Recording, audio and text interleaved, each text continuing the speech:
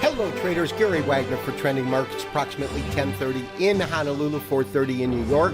Markets have closed for the day. It is Thursday, the 23rd day of July. First of all, we do see a continuation of downside pressure in the equities markets here. We've seen that over the last couple of days, although very slight the other day in terms of a weekly basis. When we look at our weekly chart on the Dow Jones Industrial, first of all, off about 100 points, 17,731. But when we look at our weekly chart, you can see we talked about what I'm calling this glass ceiling. I know that's a misnomer in terms of the name, but this top that we have seen with these record highs, and the fact that every time this market has tried to take out these tops, it has hit pretty much a brick wall and come back down.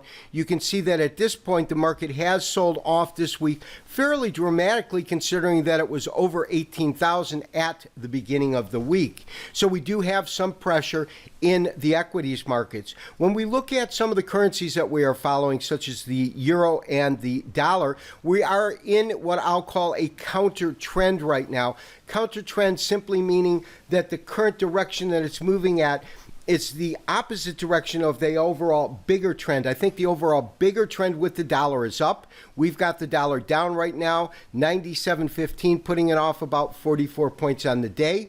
When we look at our daily chart, first of all, this in Japanese average format, we'll look at that first, but we can absolutely see that we hit a couple of things. We've got the key pivotal candle. This is that doji candle here. Remember, this is a daily, and then we've gone to red candles. Now, here's the interesting thing.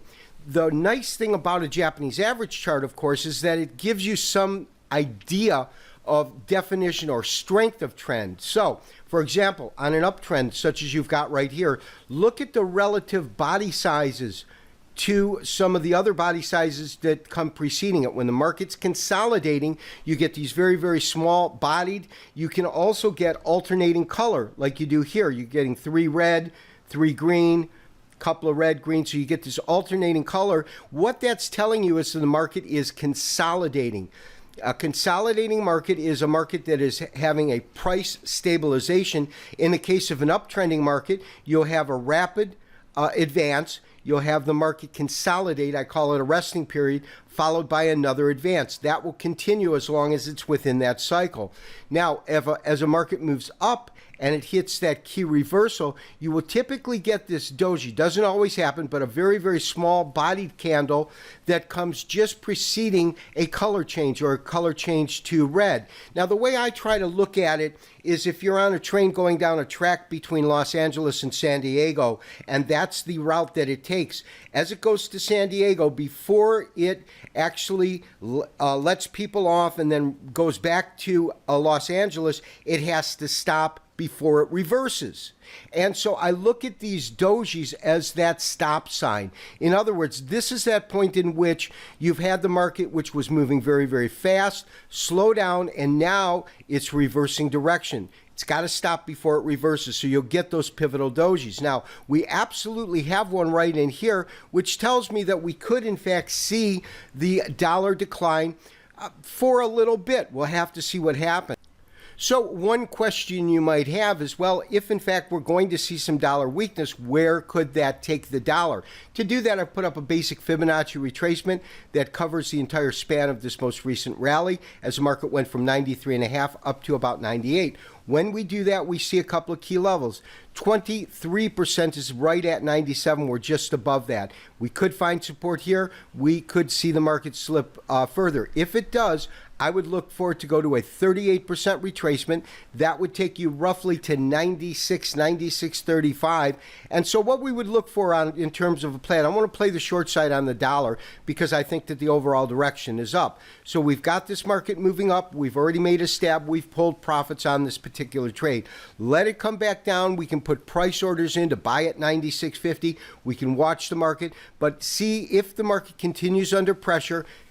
If it gets to this point, we want to start looking for, especially on a Japanese average chart, you want to start looking for these key pivot points. You want to look for these dojis, and that will give you a really good indication that there's a high probability that you've got a reversal in play. And that's the point we enter this position and take this market for a ride to the upside. So traders, we have the same counter trend kind of action going on in the euro dollar, currently trading 109.110, 109.89.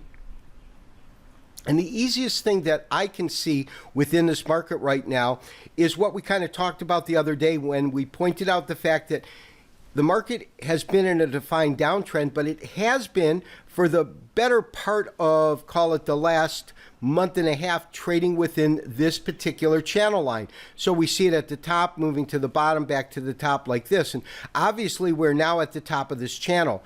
Now the question is, will this channel line remain intact, or will we see a breakout to the upside? Because both are significant and give us a different kind of piece of information. But all things being equal, we could see this begin to track lower. However, if we see that dollar continue under pressure, we might in fact see this market break through this particular point. If that's the case, then we'll genuinely look at 111 as a possible point of resistance. And traders, lastly, I want to touch upon oil. Of course, we sent out a special trade alert yesterday suggesting that all traders following trending markets initiate short positions in crude oil. Our target right now is still around $43, $44 a barrel. We did have a continuation of the sell in the market off about 42 cents on the day, almost a full percentage point, trading roughly at 48.77 per barrel. We're in a little bit higher than this. The main thing is we're going to look to adjust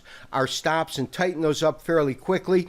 I typically will put a loose stop in at the beginning and then see how the volatility of the market is, and also how the trade is actually unfolding, whether it's working in our favor or not, because that will determine how quickly we begin to move and tighten those stops.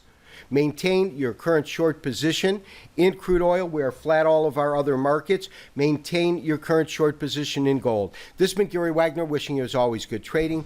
Talk to you tomorrow for the weekly wrap-up. Bye-bye.